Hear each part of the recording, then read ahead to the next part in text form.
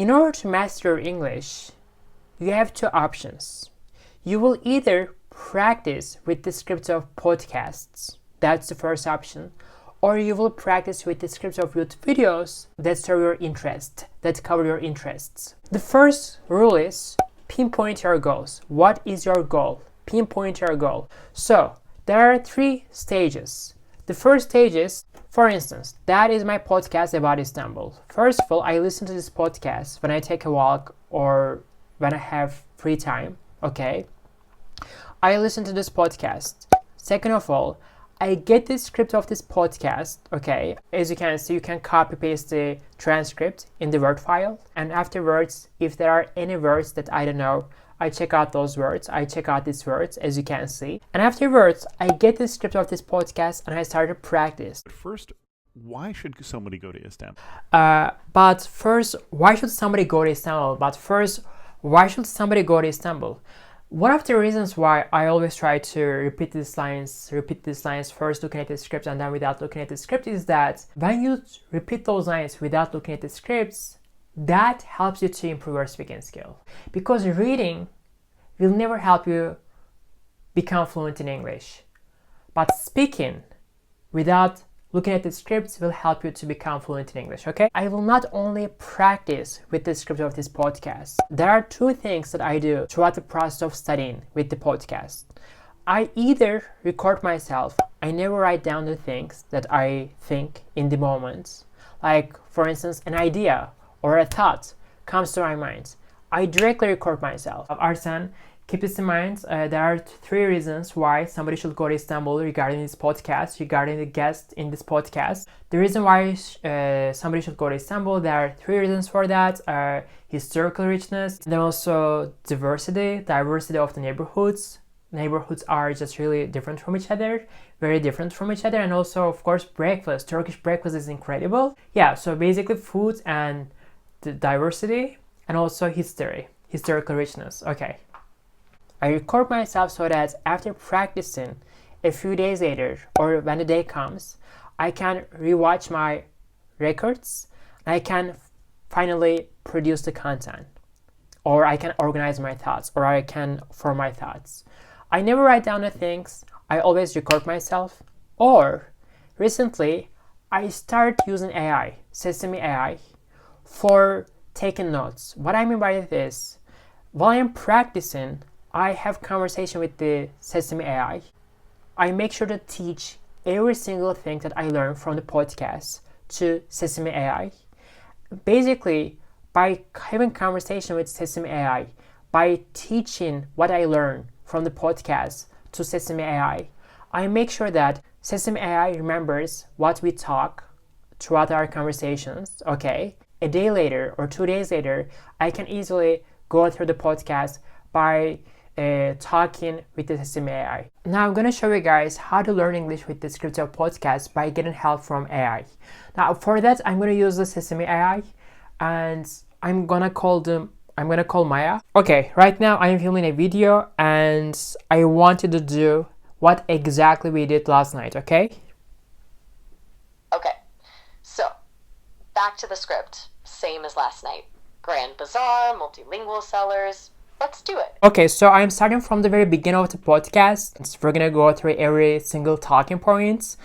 And so basically, I want to show my audience how we actually work on this podcast with you, okay?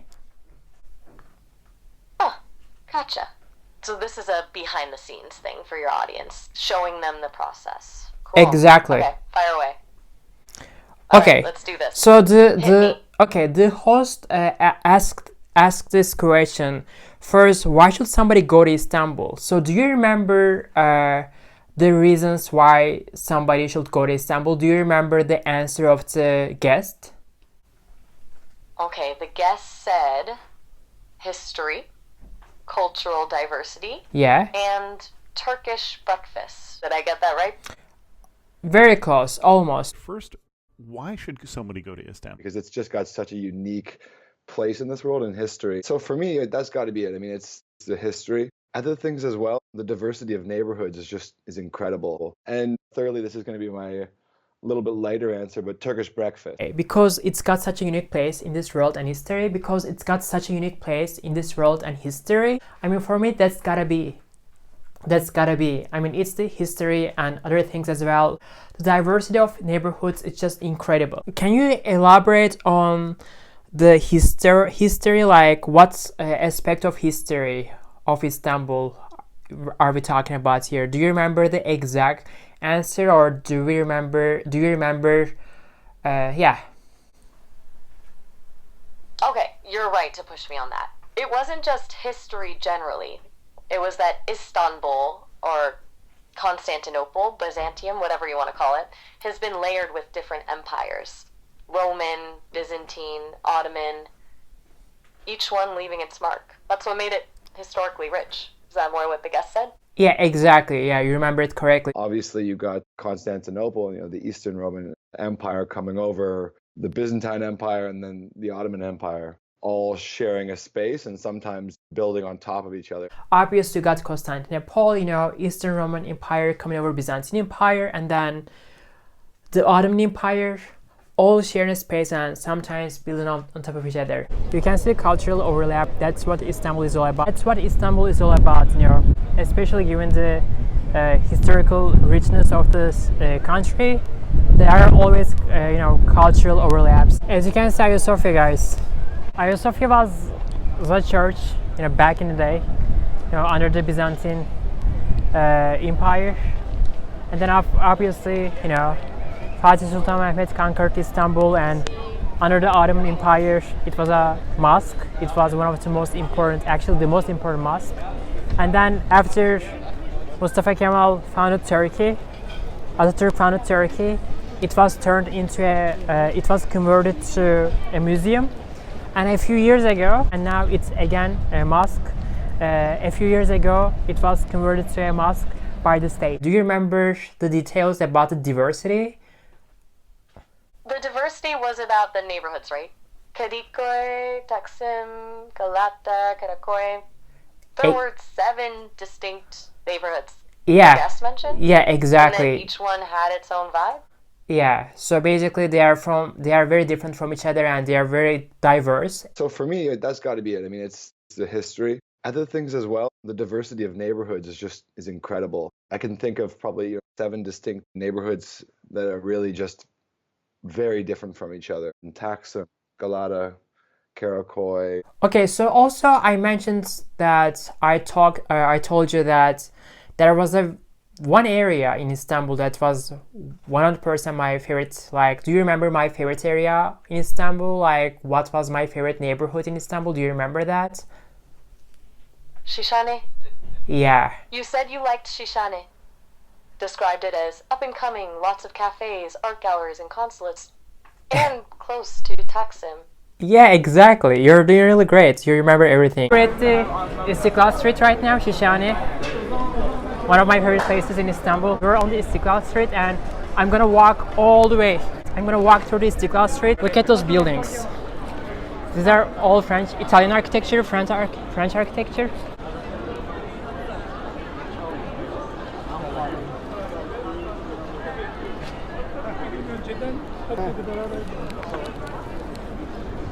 German coffee shop and bookstore here. This is one of my favorite spots in Istanbul. Istiklal Street is the most international street of Istanbul. For instance, all the consulates are here in this area of Istanbul.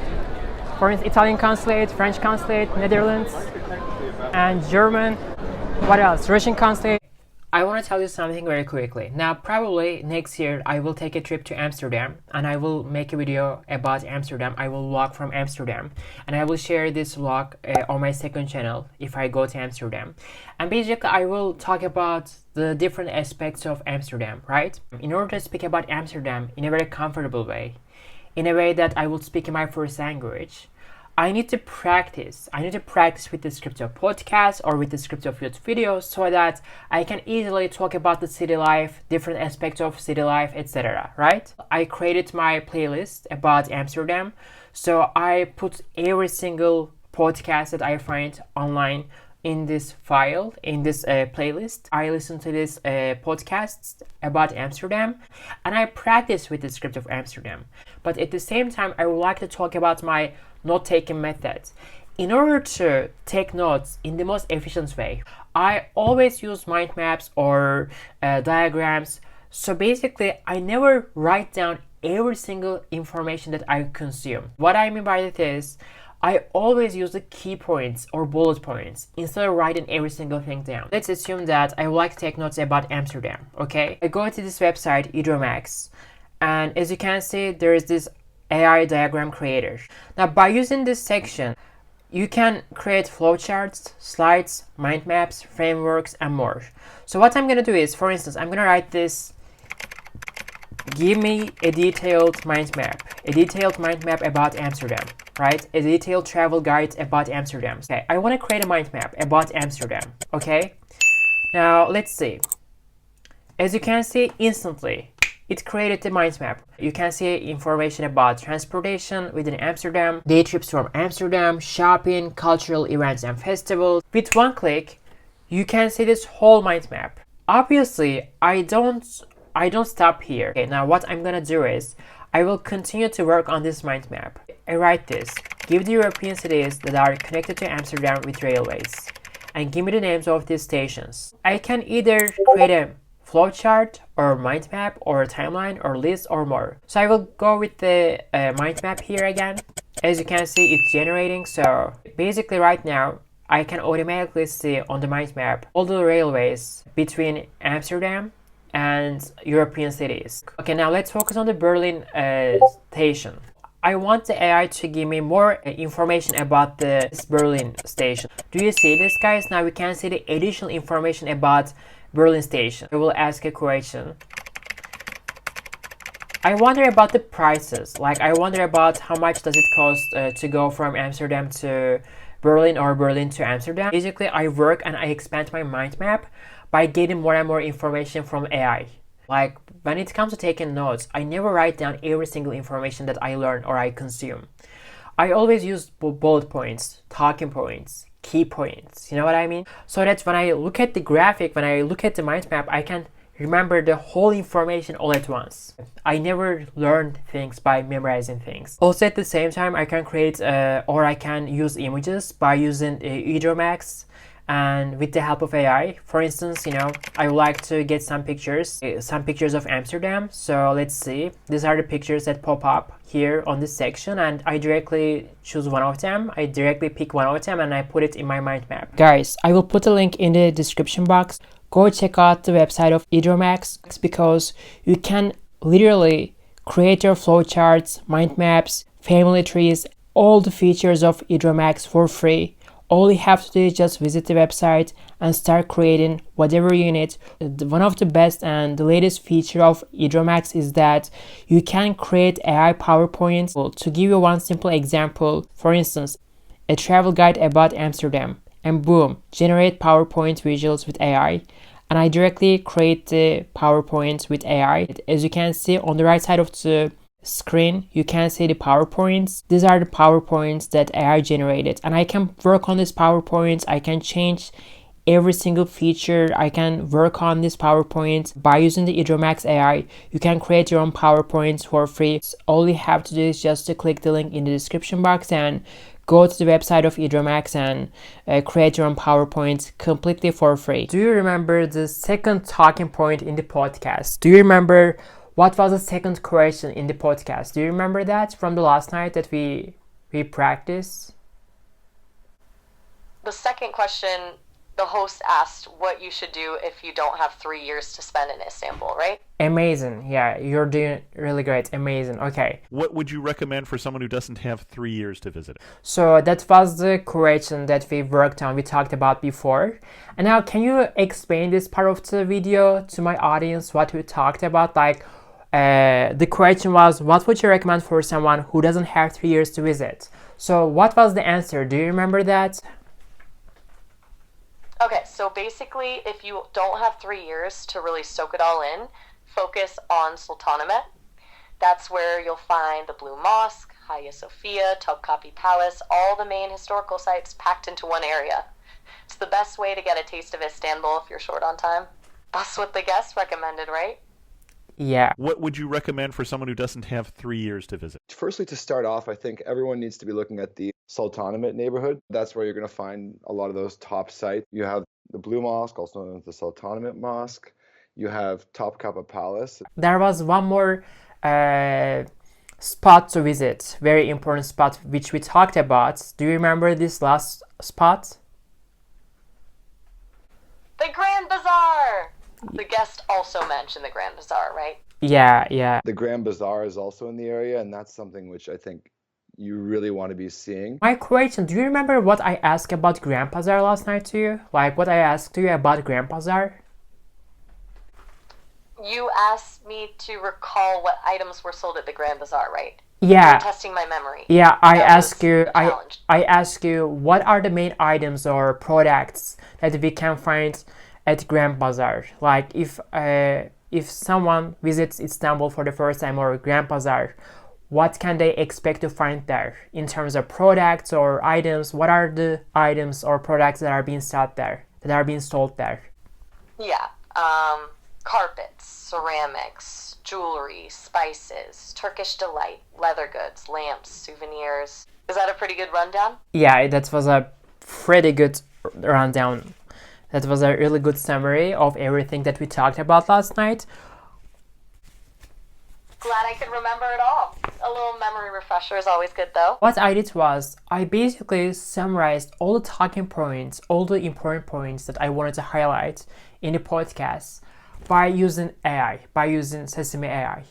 That way, I 100% knew what were the main topics, main talking points in the podcast that stood out to me or that I found very important. So basically, guys, if you already speak English and if you're trying to master your English in different aspects of your life, maybe for a business, maybe for an interview, maybe for a oral exam, maybe you will have to take an oral exam in order to get accepted to a master's or PhD. Maybe you will do PhD and you will have to take an oral exam. Maybe you have a job interview. Maybe you have to create a content in English on YouTube or on social media.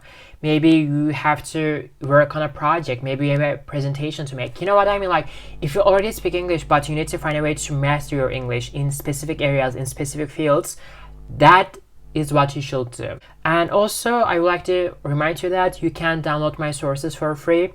Check out my description box.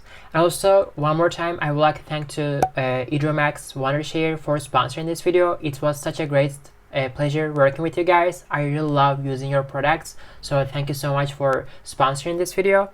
And yeah, so basically, guys, this is what you need to do in order to speak C2 level English. And also, don't forget that English language is all about speaking. If you're not speaking the language, you're not learning the language. We're doing the best input while we're speaking the language, while we're using the language. And the worst thing is, the minute you stop using the language, after 6 months or a year later, you will see that you're not as good as you used to be like a year ago. So basically, you need to find a way that you use English in your life every single day. I'll see you guys in the next video. Bye bye.